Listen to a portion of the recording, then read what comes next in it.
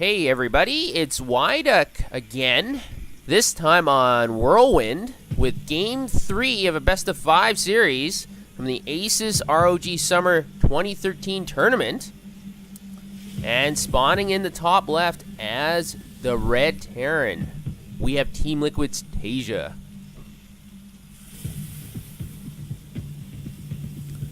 And his opponent, and unfortunately for him, down 2 games to none, spawning as the blue Zerg in the top right. We got Team Millennium's Goswser.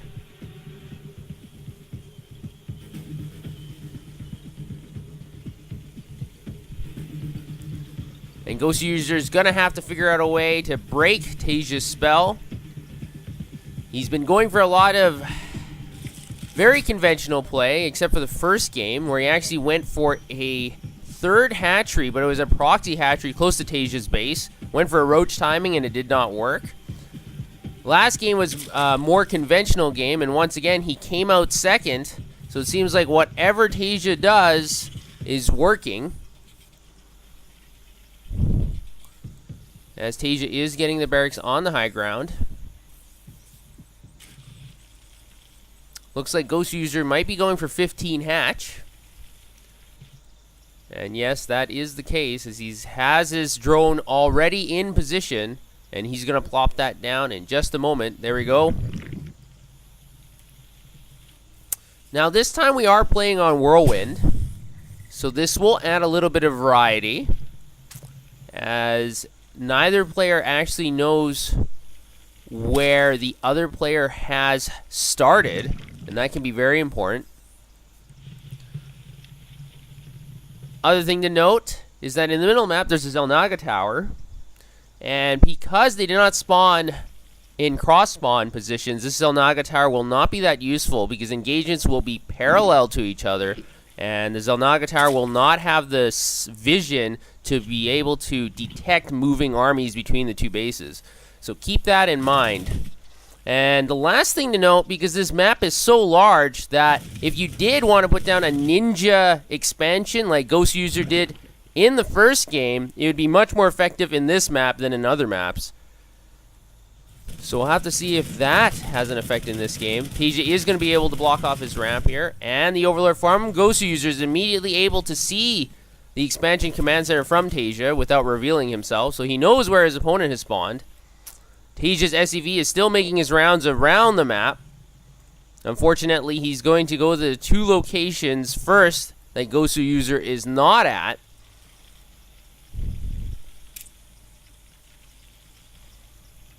Goswser is going to be getting 100 gas here right away, so he should be getting Zergling speed. He wants that early map control.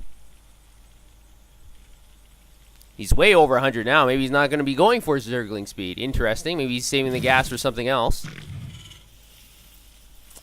While Taeja does have both refineries on overdrive, so he's going to be putting down a whole bunch of tech structures very soon here. And instead of going for Zergling speed, Goswser is just going to upgrade to lair very quickly. So very interesting play. He wants to tech up.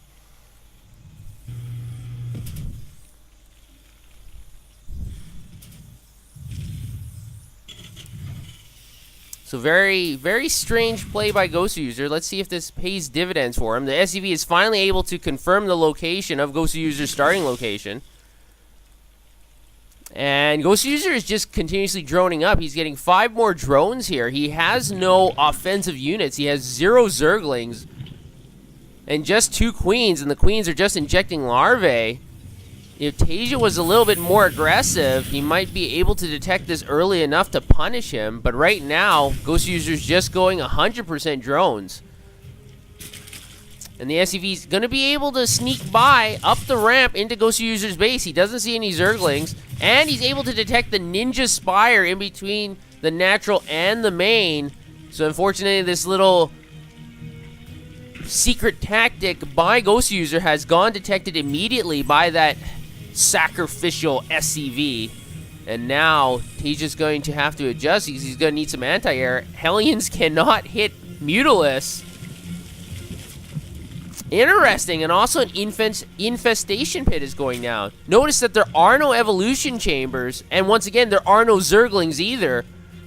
So if Taeja has some army, he might be able to press forward and punish Goswser. If not, Goswser, this tactic is going to pay a lot of dividends. Early Mutalisk, a 2-base Mutalisk play, I haven't seen that in a very long time. Taeja is getting some Vikings, but Vikings are not that spectacular against Mutalisk. He's also getting 1 engineering bay. Maybe going to be setting up some turrets. And finally, the evolution chambers are going down, along with a Roach Warren, and this entire entrance up into the natural is entirely blocked off. This Stray Overlord is finally going to be destroyed. And the Viking is going to make its way around the map looking for Stray Overlords. Unfortunately, there aren't that many. There's only one at the very deep end of the map. The Hellions try to penetrate this wall, but there's no luck doing that.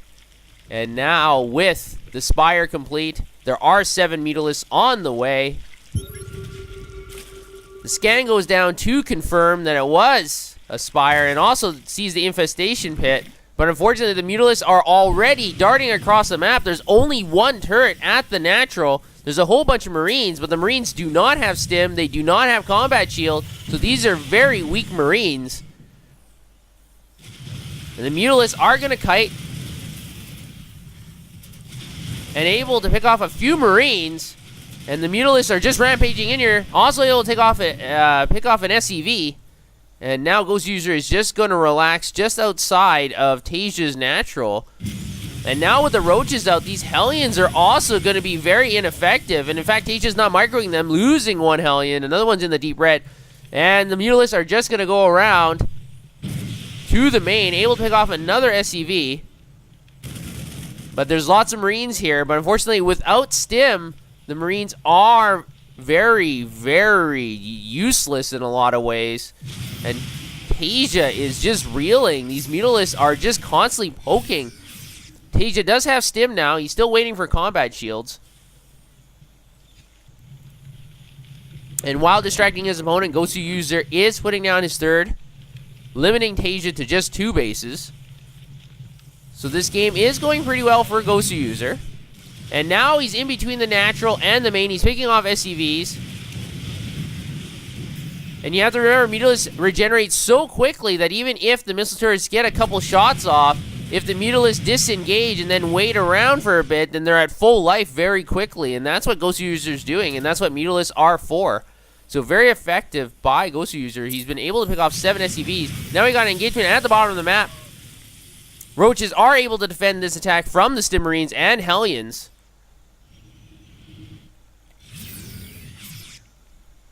And Taeja is going to retreat and pull back to the Xel'Naga Tower in the middle of the map. And Goswser has pulled a lot of Roaches and Mutalisks back to his 3rd. He wants to protect it from incoming attacks. But Taeja is going to actually retreat back to his base and get his 3rd base up and running as well. And I mentioned this in both previous games, that as a Zerg player, you generally want 1 more base than your opponents. And Goswser has not been able to do that in all of the games. And so even though he had the 3rd base up, he didn't actually have any drones mining from it. And Taeja's already got mules going crazy, going overtime at his 3rd. And so Goswser doesn't really have much of an economic advantage. He does have about a 30 supply advantage. So let's see what he's going to do here with this Flocky Mutalisk. He's going to target down this supply depot. And now he's going to have to withdraw. He loses 1 Mutalisk. He loses a 2nd one. That attack did not go well for Goswser, losing 2 Mutalisks for basically nothing. He's going to come back in here, try and poke and prod on this supply depot. At least he's able to pick off 1 supply depot. And even though supply depots are not that important, whenever you can destroy something, especially for free, it is a good deal. The refinery is also going to go down. And the Mutalisks are going to retreat. We have a drop here at the top base of Goswser. Unfortunately, these Stim Marines are going to have to pick up and boost away in that medevac, as there's just too many Hydras. And this force of Hydras is very scary. The Marines are going to drop here, but now the Roaches have surrounded them. The Mutalisks are there too, so there's no evacuation point. The medevac and Marines are easily destroyed. And Goswser has a huge supply lead. Almost 60 supply advantage for Goswser. And this incoming attack may be very fatal to Taeja. He's got the 1-1 upgrades, as does his opponent. He's got 3 siege tanks. But that's a lot of Hydras and Roaches. And now they're going to come together for a big confrontation. The Stim Marines are doing significant damage to the Roaches. Splash damage from the tanks are also doing a lot, but the Roach Acid is melting down all these Marines. The DPS from the Hydras in the back are just melting away all these Marines. The Bioforce cannot stand up, and now all the tanks have been destroyed as well. Only a few Marines left, and now just the Medevac's waiting there to be destroyed. Goswser has been able to take a significant supply advantage, even more so than before, and now the third orbital from Taeja is going to have to withdraw. The Roaches and Hydra are going to clean up the remnants of this third base, able to destroy all of the bunkers, and there's a few supply depots here. Going to clean that up. And now Taeja's back to 2 bases. Economic advantage goes back to Goswser, and he's just going to withdraw. He knows he's ahead. He doesn't have to press if he's not comfortable. And that's what Goswser's going to do. In fact, he's going to build his 4th hatchery. So very smart play by Goswser, saying that he has the advantage, and he's just going to make his advantage even bigger. We have a drop in the main from a few Marauders and Marines. You're going to be able to pick off a few drones, but there is a Spine Crawler here. Going to focus down on that hatchery. The Mutalisks are back, but there's only 2 of them. Taeja's not targeting down the Mutalisks, just focusing down on that hatchery, and that may be a mistake, as now the Mutalisks have been able to destroy the Medevac. No evacuation point for these bio units, and now the Roaches are streaming in here, and all the Marauders are finished. That lair was almost destroyed. It's in the red. But remember, Zerg players can just easily transfuse it if they really need be. And so that drop was not that successful unless he has a follow-up drop. Taeja is going to land his 3rd again, but that Roach was able to detect it from Goswser, so Goswser is going to stream all his units back to that 3rd again, and his 4th is almost up. Taeja's very far behind, almost 80 supply behind. Goswser is almost maxed out. Taeja's trying to start that wall off. He's just going to cancel it, as it's not going to even complete. And once again, that 3rd orbital is going to have to lift off. Those mules are just wasted minerals. SCVs are just left to be destroyed. Trying to repair that orbital command, but it's going to blow up in a blaze of glory. The fungal does go down, but it misses all the units. And actually, Taeja is supply blocked because the orbital command was destroyed. Goswser again just picking and prodding at that 3rd base, and every time it's going his way, Taeja is just reeling. He doesn't have any answers. And this lone Marine is sent in to figure out where the Hydras are, and the Hydras say hello, and they cut him down in size. And interesting, Goswser is going to be going for a flank attack, it looks like. He's got a small force in the north and a larger force in the south, and this way he can get a very good concave. That Medevac that was fully loaded gets destroyed, and now the Fungals do go down. There's so many Roaches and Hydras here doing significant damage. The SCVs are transferring, but they're not going to be helping out with this army, and Taeja's going to have to GG. Goswser is finally able to win 1 game, and now the series is going to go to Game 4. Taeja is still up 2-1, but at least Goswser, for the time being, has solved the Taeja riddle. So we're going to have to go to Game 4 and see if Taeja can finish it off.